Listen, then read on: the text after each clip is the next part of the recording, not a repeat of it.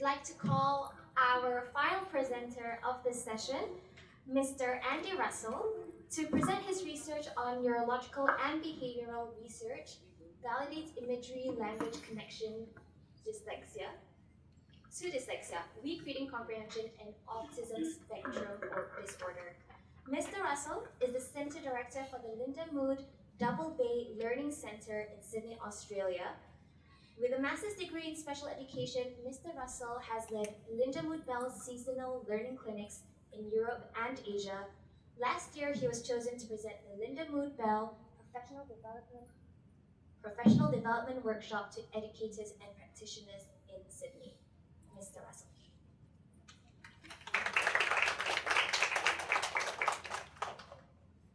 Hi everyone. Thanks for the introduction.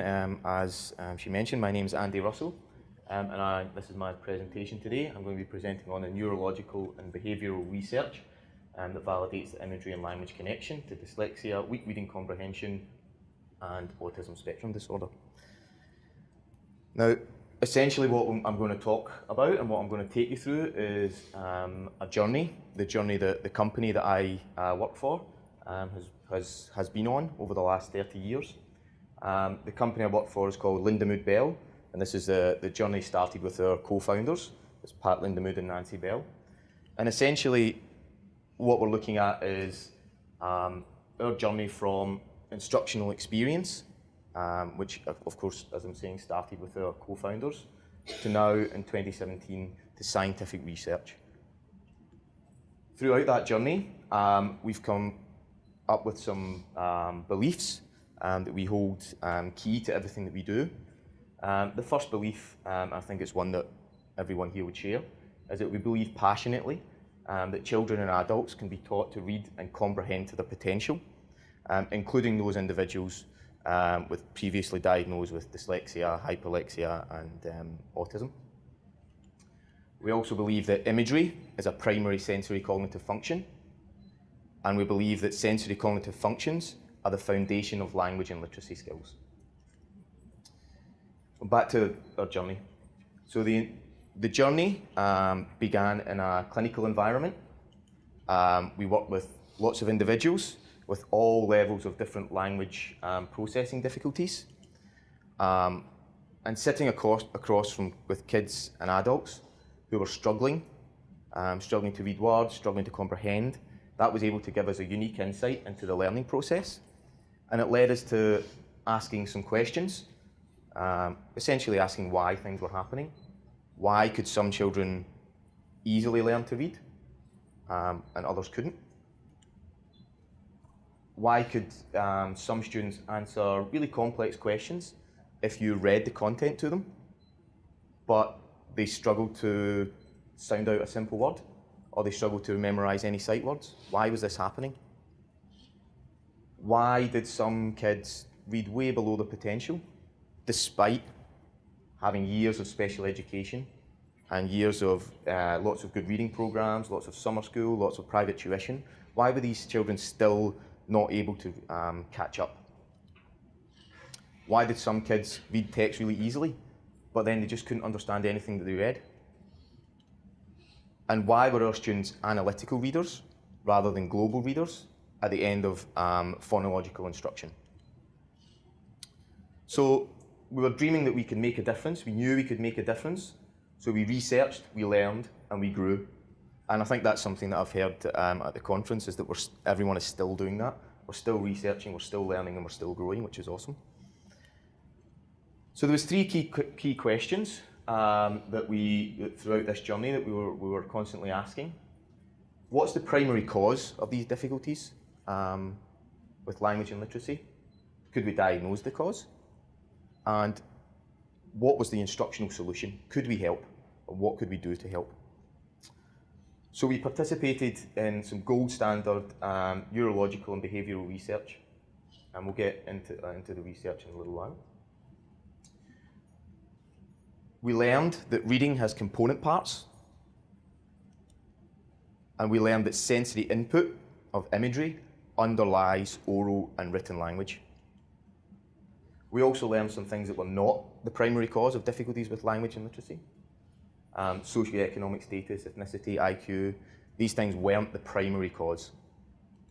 What we learned was the primary cause was that the brain can only process sensory information. So therefore the primary cause is at a sensory level. And individuals experiencing weakness in language and literacy skills also experience weakness in sensory input. And we call this sensory input sensory cognitive functions. And there were 3 sensory cognitive functions that we identified. The first one, phoneme awareness, which I know you all understand. The second was what we call symbol imagery, which is the ability to create mental imagery for sounds and letters within words. And the third sensory cognitive function was concept imagery, which is the ability to create an image gestalt or an imaged whole for oral and written language. This concept imagery is why if you read a book and you watch a movie of the same book, sometimes the movie doesn't really match, because when you're reading, you're creating images, and that's your concept imagery. But today I'm going to focus mostly on the symbol imagery. So going back to that cause, what was the cause of the difficulty with language and literacy skills? We found that the cause was the weak sensory cognitive functions. We were seeing that weak language and literacy skills are the primary cause of failure to make 1 year of gain for 1 year of school. And obviously, as you can see, this demonstrates that the longer you leave a difficulty, and that the longer you leave that weakness unaddressed, the bigger the gap becomes between what the student can achieve and what their grade level is. And we found that the weakness in sensory cognitive function, that is the cause of the weakness in word reading and comprehension skills. So as I mentioned earlier, we found these component parts of reading that have to work together in order for someone to read and comprehend well. The first component part we identified was an auditory component. And here we saw the sensory cognitive functions of phonological processing and word attack. There was a visual component where we looked at, where we identified orthographic processing and word recognition.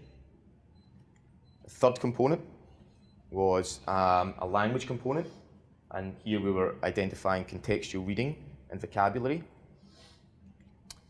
And the fourth component was a comprehension component.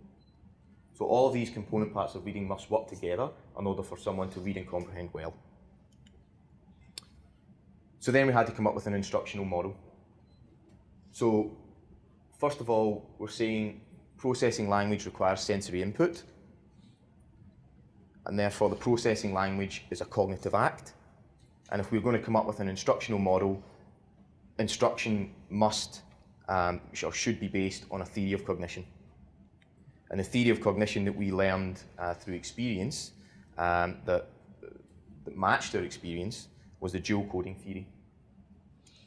Now, I don't have time to go into a lot of detail about the dual coding theory. It was developed by Allan Paivio, and he identified that cognition is proportional to the extent that the coding mechanisms of mental representations or imagery and language are integrated.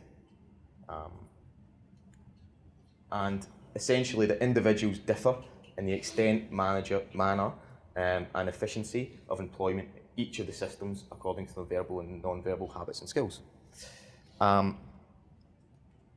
So we were able to identify that our instructional experience was matching a theory of cognition, which was great. So what I've got here is just a little bit of an example of how we all use our symbol imagery. So you can all see this word on the screen there. If I take that away, can you all still picture that word in your mind? What was the third letter you saw? Aye, perfect, great. A little bit harder, let's see if we're all still awake. What was the third letter we saw in this word? Brilliant, we're all using our symbol imagery. When I take that away, you're still able to image that word in your mind. You're still able to hold on to that image. And that is essentially what symbol imagery is, the ability to create mental representations for the sounds and letters within words. As I mentioned earlier, there were two types of imagery. The symbol imagery, where we're imaging parts, and the concept imagery, where we're imaging whole, we're imaging the ideas. So we're going to have a look at buzz. So we look at Buzz on this language processing spectrum. He was on the dyslexia side of the language processing spectrum. Buzz was 12 years old. He had a diagnosis of dyslexia. He had been in special ed for many years, and he'd done lots of programs to develop his phonological processing. So we're going to see some Buzz's scores. We assessed Buzz, and we're going to see some of his scores. We're going to see percentiles. So what we're looking at when we see the percentiles is the normal range is between 25th and 75th percentile. If something is at 37th percentile and below, that's an area of concern. What we found for Buzz, by the end of 6th grade, Buzz hated reading, and he couldn't really read very easily. He was really struggling with his reading. So some interesting scores that we found. We assessed his vocabulary through the Peabody Picture Vocabulary Test. We found that his vocabulary was at the 75th percentile, so he got good vocabulary skills. We found that his word attack skills, his decoding skills, were at the 95th percentile. Great decoding skills. All of that phonics instruction that he'd been through had worked. He was decoding words really well. Found his word recognition skills weren't quite there. Saw that they were at the 37th percentile, so that's an area that we're beginning to become concerned about. We found his ability to follow directions, so his oral language processing was at the 75th percentile. So he's following, processing oral language well. And then when we'd done a passage reading assessment, this is where we found some more severe difficulties. His rate score was at the 10th percentile, his accuracy at the 25th percentile, and his fluency at the 16th percentile, and then his comprehension at the 37th. So despite his word attack skills being at the 95th percentile, he still was struggling to read. So what we found for Buzz, and what we found for lots of other students, is that the orthographic processing, which is essentially the symbol imagery, did not automatically improve when phonological processing improved, and therefore word recognition skills did not increase as significantly as word attack skills. They still had difficulty memorising the words, and that therefore the contextual reading was still slow, rife with guessing, frustration, and essentially the students were analytical readers, but not global readers. And what we mean by this, by global reading and analytical reading, is that analytical reading primarily focuses on phonological processing of words, but global readers primarily focus on the orthographic processing, but with phonological processing as a backup. So the symbol imagery is just an orthographic image in your mind for the sounds and letters in the words. So what we also found was, as I'm sure you're all aware of the symptoms of weak phonemic awareness and symbol imagery. We all recognise all of these symptoms: difficulty with word attack, recognising words, reading fluently. So now we have some knowledge, some experience, and now we have to research. We've come up with an instructional model. We've related that model to a theory of cognition, and we now need to research if that works. So our learning centres, we've got 100 and odd learning centres throughout the world. So we've got information on quite a lot of students. What we're going to look at is the students who were, sorry, let me just go back. The students, 43% of this almost 18,000 students were students who were struggling with decoding only. We also had students who struggled with comprehension only, who struggled with mostly decoding but also needed some comprehension support, and kids who needed more comprehension support but a little bit of decoding. So we're going to look at these kids who needed decoding only instruction. There was 6,000 of these students, and we administered pre and post-test assessments after intervention with our Seeing Stars programme, so developing that symbol imagery. And what we found that for every component part there of reading, that there was statistically significant changes after between 20 and 240 hours of Seeing Stars instruction at one of our learning centres. So we're seeing quite significant, statistically significant changes. We're seeing that these changes were, the standard score changes, were large changes for all areas with the exception of spelling and rate. So you're seeing the accuracy and fluency, making large standard score changes after instruction in symbol imagery. For students with dyslexia, there was just over 1,000 of these students. Again, seeing a similar pattern of the change that can be made through instruction in symbol imagery. Again, all of the areas had statistically significant changes, and the average standard score changes were also large in all of the same areas, again with the exception of spelling and rate, where there was medium standard score changes. So the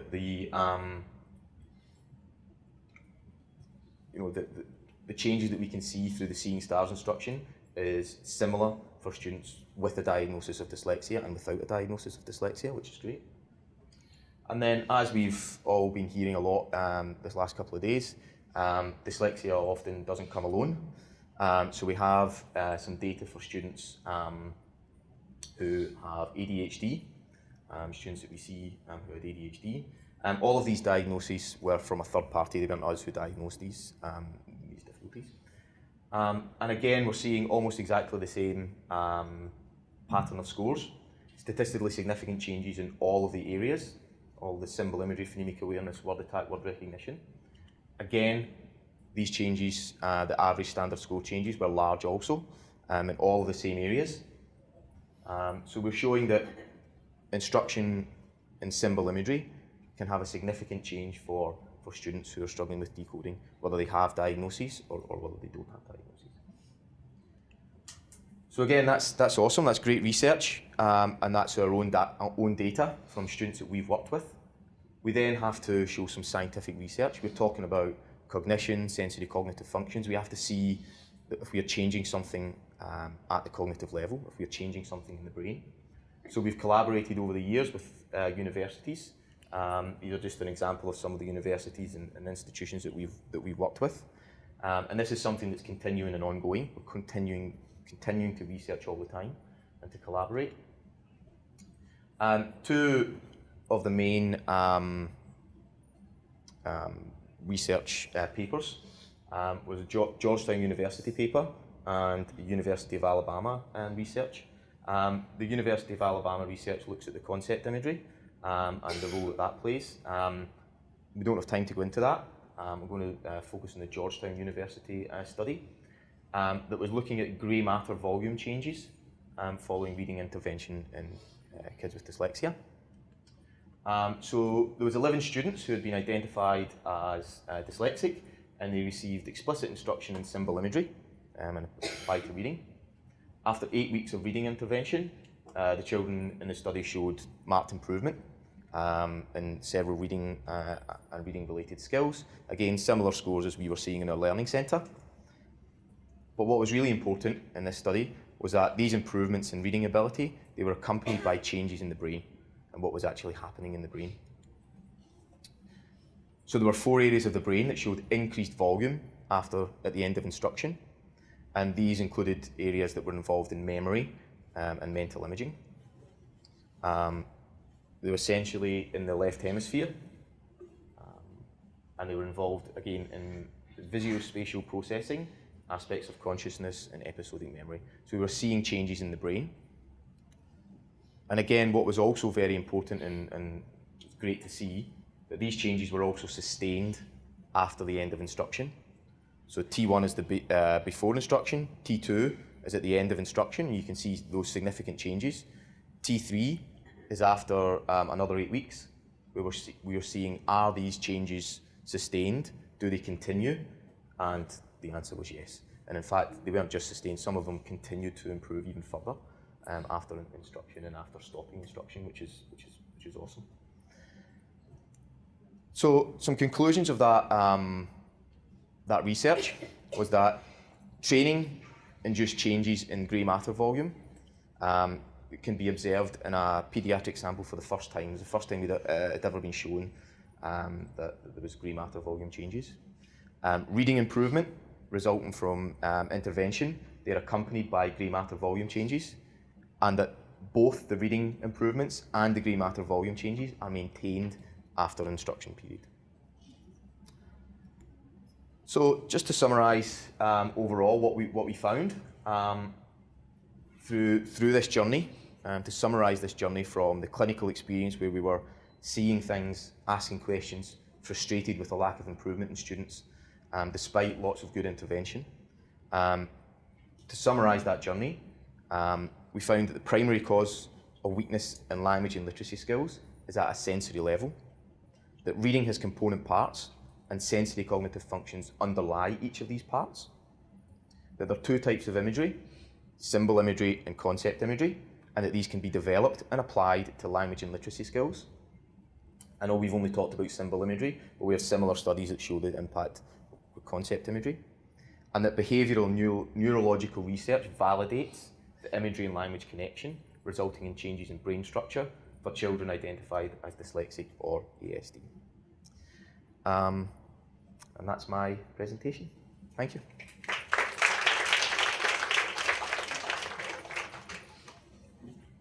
Thank you, Mr. Russell. I actually knew about Lindamood-Bell when I was reading some journal articles for an assignment, and it's great to be able to hear about it in real life. So thank you. I'd like to invite Ms. Gigson to present a token of appreciation for Mr. Russell. Thank you. Thank you very much. Thanks.